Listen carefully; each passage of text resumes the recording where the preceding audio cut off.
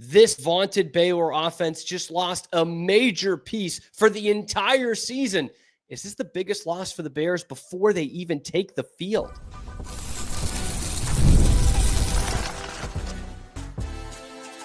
You are Locked On Baylor, your daily podcast on the Baylor Bears. Part of the Locked On Podcast Network, your team every day. Hello there, Bears fans. Welcome to an emergency episode of Locked On Baylor. I'm your host, Cam Stuart of ESPN Central Texas and The Cam Show. Appreciate you guys making it your first free listen today and every day. We're the only ones covering the Baylor Bears 5 days a week, totally for free and not directly involved with the great university that Baylor is. Huge breaking news over the weekend. Dave Aranda announces that one of Baylor's biggest players on the offensive side of the ball is out for the season. Dawson Pendergrass needing foot surgery. He is gone for the entire year. This is a huge blow for Baylor. Here's how Dave Aranda reacted to it. Dave, yesterday I saw Dawson Pendergrass. He's out for the year. Yeah, it's too bad. So that's a definite misfortune. So he's going to have surgery on his foot. Are there any? Dave did not look too pleased to answer that question, but Baylor fans need to know that's a huge loss. By the way, that follow-up question was any other injury concerns? He said no. So Dawson Pendergrass being the only one, but guys, let's call it how it is. This sucks. Like this is a tough loss for Baylor. You know, a guy with over 600 yards last year, a guy who looked like he could have been the number one running back going into last season. Obviously, Bryson Washington took that mantle, and I know a lot of people are saying, who cares? Bryson, not that who cares that Dawson Pendergrass hurt, but like Bryson Washington is the starter. You lost your backup running back. Yeah, well, you had two of the top 5 running backs in the conference going into this year. You were the only team even close to boasting that. And now you're down a man. And the starter, who is a better back in Bryson Washington, was hurt and missed time twice last year. Knocked out of the bowl game, missed the first couple of games coming off an injury. Now, all of a sudden, behind him, you've got some promising guys, promising, but not proven.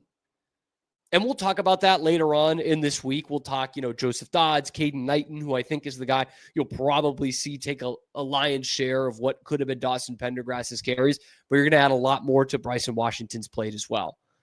We've said it all off season. This offense is going to be special still, but it clicks on a play action game and a lethal running game that took a big hit here. Not having Dawson Pendergrass is a huge hit to this Baylor offense. And it's not, I think a lot of people, when they're looking at what injury could cost Baylor some wins, let's put it that way, you're probably thinking Sawyer Robertson, you're thinking Josh Cameron, you're thinking Bryson Washington, knock on all the wood you've got. But that doesn't happen. But Dawson Pendergrass, that's a big loss, man. That changes the outlook on this offense a little bit. It really does. Last year, you have someone like Richard Reese, whom we all loved, with a great freshman season, kind of waiting there in the wings. This year, that's not the case. And no Dawson Pendergrass is a legit hit to this Baylor team. You're talking about a guy who could bring in a huge change of pace. And I know people say that a lot with guys who come in and get a couple of carries a game. Dawson Pendergrass was going to be more than that. He was a workhorse. He was a little bit of thunder and lightning with him and Bryson Washington. You miss out on that now. All we were talking about this offseason was how good this Baylor team was going to be, barring injuries. Well, here you go. Injury number 1, man. And there were rumors about it leading up to that announcement on Saturday night, a little Saturday night news dump for Dave Aranda's press conference after practice. There were some rumblings that somebody on this team was hurt, somebody that was contributing on the offensive side. I know that was coming through some of the Sikkim forums. You're thinking, I couldn't help it. I'm just sitting there thinking, is this what's going to derail Baylor's season?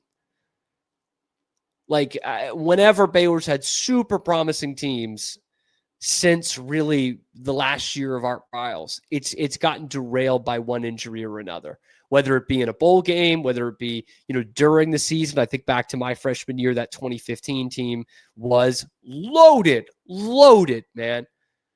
And then Seth Russell gets hurt, and they're never the same team after that. Same thing probably the next year. They lose to UT, go 6-1, and then Seth Russell gets hurt, and the rest of the season is up for grabs. How many times we said Charlie Brewer in the Sugar Bowl, Charlie Brewer in the Big 12 championship game that year in 2019. It's found its way to really putting dents in Baylor seasons in the past, that injury bug. You're talking about a guy who was 5.5 yards a carry last year, 671 as your second running back, 671 yards and 6 touchdowns for your second back. And was one of the only bright spots really on the offense in his freshman year in 2023. He put up 338 yards and 5 touchdowns. That's a big loss, guys. I'm not going to say this derails the season just yet. I'm not going to say that. And I do think there's some promise in that running back room. Some guys are going to have to really kind of grow up early.